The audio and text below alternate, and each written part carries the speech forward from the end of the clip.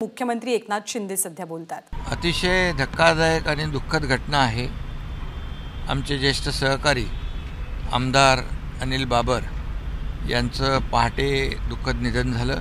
कालच मी त्यांच्या मुलाशी बोललो, ICUमध्ये होते आणि आज त्यांना लीलावती मुंबईमध्ये शिफ्ट करण्याचा देखील निर्णय झाला होता, परंतु दुर्दैवाने सकाळीच त्यांचं दुःखद निधन झालं।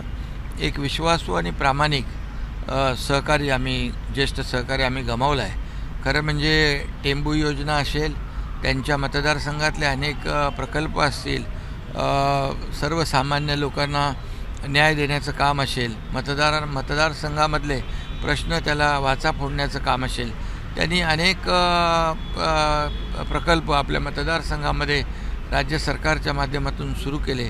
अतिशय धडपडीचा माणूस, सर्वसामान्य माणूस आणि अतिशय साधा सोपा माणूस आणि स्वच्छ मनाचा आमचा सहकारी हरपला आहे।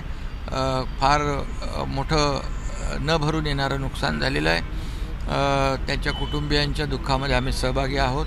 त्यांच्या कुटुंबियांना हे दुःख पचवण्याची शक्ती परमेश्वराने द्यावी, मी त्यांना भावपूर्ण आदरांजली अर्पण करतो। शिवसेना संघटनेचं कसं नुकसान झालेलं? शिवसेना संघटनेचं मी सांगतो ना की एक चांगला संघटक होता, चांगला एक प्रशासनाचं काम पाहणारा आणि आदर्श लोकप्रतिनिधी म्हणून एक आमदार सातत्याने जो पाठपुरावा कसा करतो मतदारसंघातल्या कामांसाठी, त्याचं एक उदाहरण त्यांच्या रूपाने पाहायला मिळालं। त्यामुळे आम्ही एक विश्वासू आणि संघटक चांगला कार्यकर्ता गमावला आहे।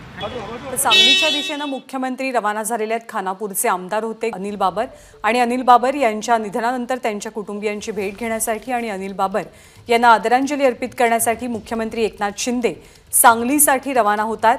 एक अत्यंत विश्वासू आणि निष्ठावंत सहकारी आपण गमावल्याची भावना एकनाथ शिंदे यांनी व्यक्त केलेली आहे। निमोनियामुळे अनिल बाबर यांना रुग्णालयात दाखल करण्यात आलेलं होतं। आज सकाळी त्यांची प्राणज्योत मालवली। ते 74 वर्षांचे होते। 1990 साली पहिल्यांदा त्यांनी आमदारकी भूषवली आणि त्यानंतरचा त्यांचा प्रवास हा सुरूच राहिला। ABP माझा, उघडा डोळे बघा नीट।